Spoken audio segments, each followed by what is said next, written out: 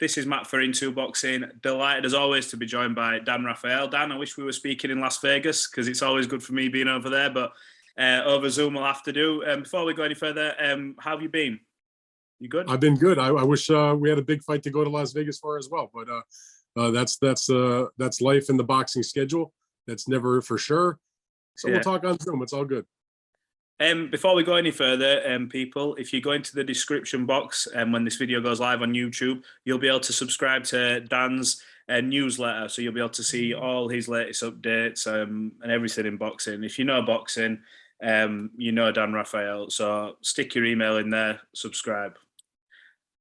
Dan, first point I want to speak about, because everyone's talking about whether it be drug tests and this, that, and the other. I want to start with Errol Spence and Terence Crawford. So from this side of the pond, when I get all the news from you guys over there, I'm seeing a lot of people saying I've seen 2 points of view. I think I saw Max Kellerman sort of mention about it being on the PBC side of things.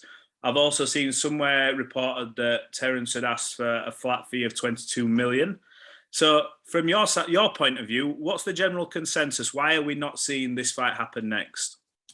Well, as far as the figure you just mentioned, as far as desiring that flat fee, I've never heard anything remotely like that at all. But in terms of why the fight is not happening, is they have an impasse about how this fight should be constructed. Now, one thing people should know, and this is, first of all, there hasn't been a lot of stuff put out by either side officially on the record, let's say. Yeah. I've spoken to people on both sides of the equation, and each side has their own perspective. They have their own sort of agenda, storyline they want to put out, their perception. I'm not saying they're lying, but it's how they think things have gone. And what I can gather, and the position a reporter is in, is you try to get the best version of the truth. Yeah. And it seems to me, no one debates this. There was no guarantee for the fight. 22 million, 10 million, 5 million, 8 million, whatever. It was, we're going to go and make this the biggest fight possible. And this is not just as it relates to Errol Spence and Terence Crawford. This happens with a lot of the biggest fights these days. Yeah. You work for what, you eat what you kill, basically.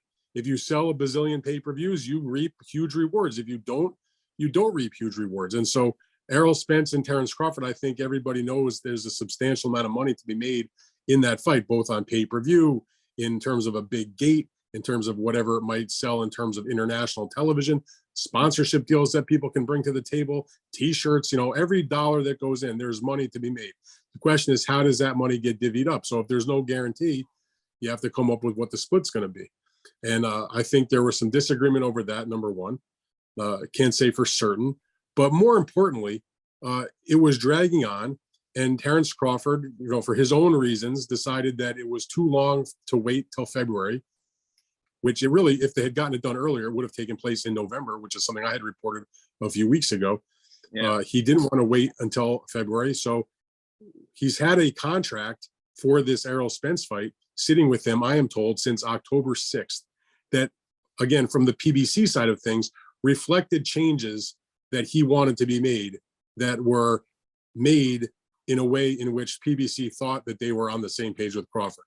Crawford obviously received that agreement, or his lawyers or whoever's doing the business on his behalf, wasn't totally satisfied with it. In the meantime, they then endeavored to make this fight with David Avanesian. So he was making the Avanesian fight at the same time that he had the contract for the Errol Spence fight, because it's not like you just snap your fingers and suddenly you have an Avanesian. Yeah. So they announced that fight. He claims, Crawford does, that he's going to receive a 8-figure payday, so at least $10 million for that fight.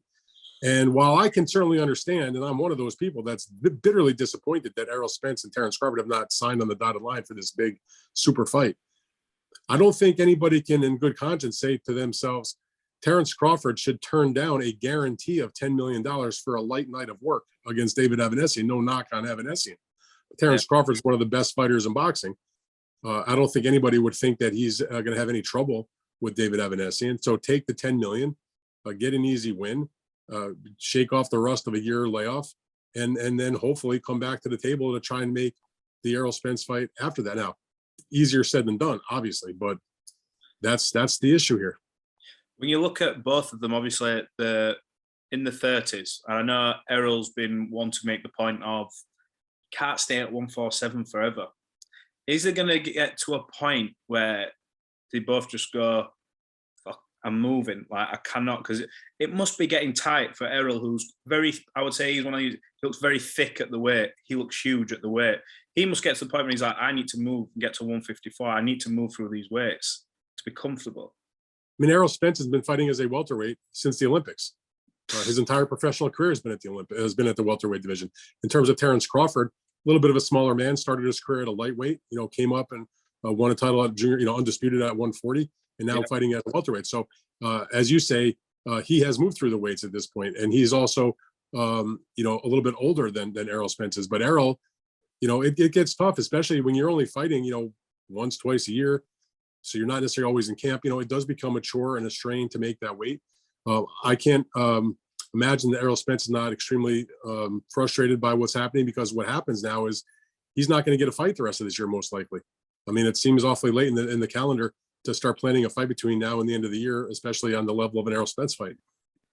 So he's got to be really disappointed about not having the opportunity, not only to have the legacy-making fight, but to maybe not fight at all. And I know before he fought the Ugas fight, and even going back before he fought the Danny Garcia fight, I had done interviews with Errol, and he maintained all along that he couldn't leave the welterweight division without fighting Terence Crawford, because that was the legacy fight. That was the really big fight. It would be hard for him to leave behind that weight class without seeing that business done. And he may be forced out of it, and at this point, maybe not through his own fault, because he can't be responsible for the decisions that Terence Crawford made. We can disagree and not like the decision that Terence Crawford made, but he has every right to conduct his career how he sees fit. And if he feels like it's a better opportunity to go and fight this fight against Avanesyan for what he thinks is a fair payday, and there was problems making the Errol Spence fight, who are we to judge? But that said, by the way, you can't have it both ways. You can't claim to be pound for pound if you're not taking on the top challengers. And Terence Crawford still, despite the great victory against Sean Porter, he's got a pretty light resume as a welterweight. Yeah, 100%. I think no matter who favors who in terms of a fan's perspective or a boxing expert's opinion, if that fight is made for early next year, does the slight advantage go to Terence with the fact that he has got David Avanesyan? You will be able to shake that bit of rust off, whereas Errol now, not really much time to make a fight. Like you've just said, does the advantage lie with Terence coming into this? Will he be more refreshed, more, I don't know, when you call it match fit, or, less ring rust? I think it depends on whether Errol Spence and his team make another fight. And I mean, I guess it's possible that if Crawford's going to fight this fight in December, that they could set up some other fight for Errol in the first part of next year, and reconvene with the possibility of a Crawford fight, say in the summer or the spring, or even maybe this time next year in the fall. I mean, at this point, it's sort of anybody's guess, and it's super disappointing, because we thought that the fight was getting close, that they were going to make the fight, and it's not happening. And it's just another one of and I wrote about this in a column. It's another one of 1,000 examples where you get teased, and they pull the rug out from under you, and you, instead of getting the fight you want, you get garbage. Well, boxing's got a history of this. I mean, we were talking about Mayweather Pacquiao for what seemed like forever and a day. We were talking 5 years. We were talking about Fury and Joshua. Allegedly, there was a deal signed for Saudi Arabia. Then it fell through because of arbitration. We then get close again, and now it's Chisora Fury. Boxing just has a way of doing this. How do we sort of eradicate this? Is it just promoters have to become friendlier, networks have to all get on more? Well, how do we sort of eradicate these problems where we get the best fight in the best? Because this is where boxing lets itself down, and the UFC and all these other competitive-based sports trump us at times. I mean, I've never been one to say, fans unite, boycott this product, boycott that product, to each their own. If you like a fight, watch the fight, buy a ticket, support it. But if you're really that pissed off about it, and you really think it's that disappointing and it's not something to your liking, if you want to see Errol Spence against Terence Crawford and you have bitter feelings because he's fighting Avanesyan, don't support the David Avanesyan fight. I'm not trying to single out Crawford. I'm just saying you could say that about any particular fight. If you're disappointed that Tyson Fury is fighting Derek Chisora instead of fighting Anthony Joshua or somebody else, don't support the fight. I mean, that's you only can speak with your pocketbook, with your purse strings. Yeah.